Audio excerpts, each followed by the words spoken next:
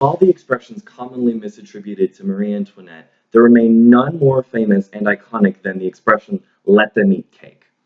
It is typically used as a indicator of Marie Antoinette's naivety, a dignitary approaching her, telling her that the peasants are starving and they can't afford bread. And Marie blinking her big, beautiful eyes and confusedly asking, well, if they can't eat bread, then let them eat cake.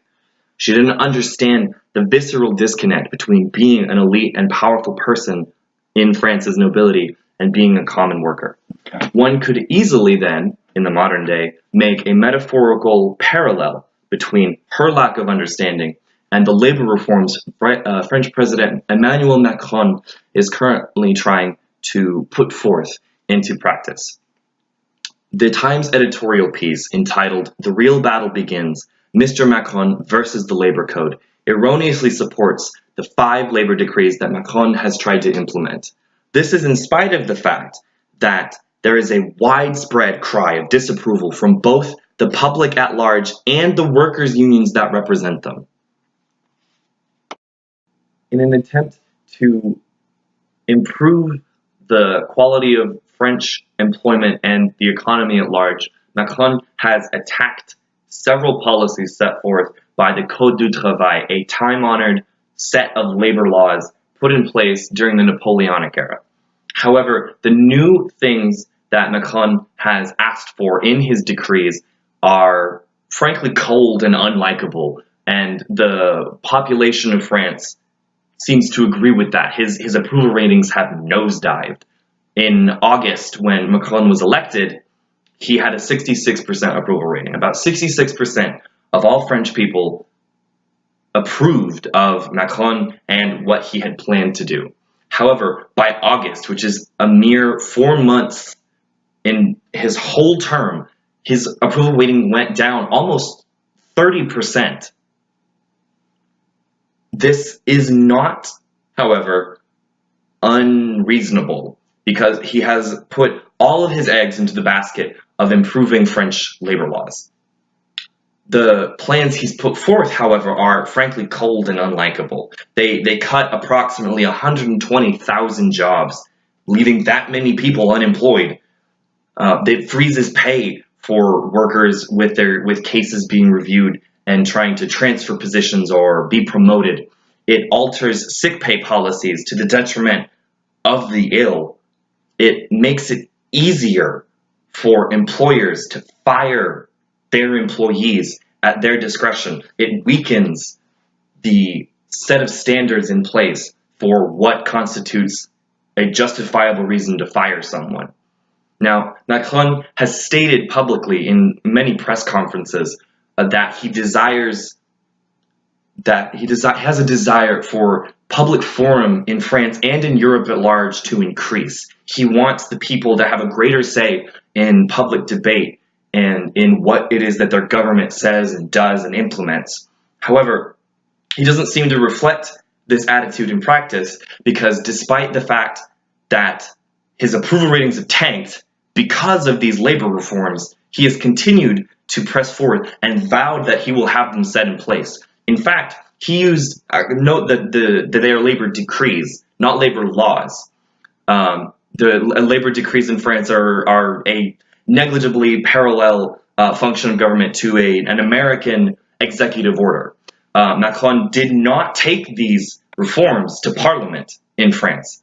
They were signed in hush-hush, closed doors, and streamlined immediately and put in place so fast, at least comparably to what they would have been in Parliament, when the people could have discussed through their representatives what was done in terms of their labor and the reforms that they desperately need. Unemployment in France is at an all-time high, and yet, rather than listen to the very people whose lives are affected, Macron has just barreled forth with these decrees as though he's some kind of shining knight who knows what's best for the people that put him in office to begin with.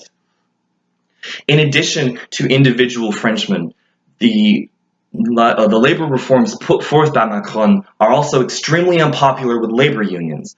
The one particular facet of these laws is that it weakens the power of unions to leverage for their members. It improves the legality of employers dealing with employees directly without the middlemen protection of their unions.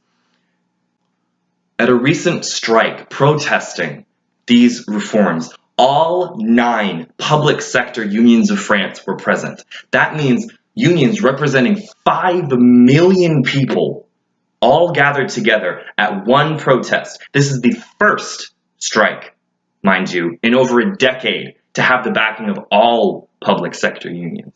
This strike affected airports, in and out flights, and both planes and helicopters.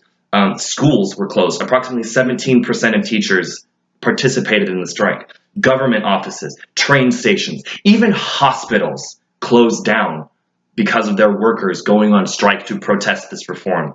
The French, typically known to other countries as people who do not live to work, put forth this importance that they should work fairly, that lives were risked. That is how strongly they feel about it. They closed hospitals because the nurses could not come in and would not come in because they were protesting such draconic laws. Wishes to succeed and pick his approval rating up out of the gutter where it's fallen to. Macron must focus less on cutting jobs and more on creating jobs. Consumers can't spend money they don't have, so things like streamlining the process of firing will increase unemployment, not decrease it. I understand that Macron really wants his country to prosper. He has shown throughout both his campaign and his presidency that he wants to do better for the people of France and the people of Europe. But the people of France don't like what it is he's doing, and the unions that represent them don't either. The road to hell is paved with good intentions. So just as the peasants of 18th century France can't fill their hungry bellies with decadent cake, the French workers of today cannot fill their gaps in wages and unemployment with foolish capitalist tax cuts. The New York Times editorial is wrong. Macron must redirect his efforts or be seen by future historians as just as naive and hopeless as they view Marie Antoinette.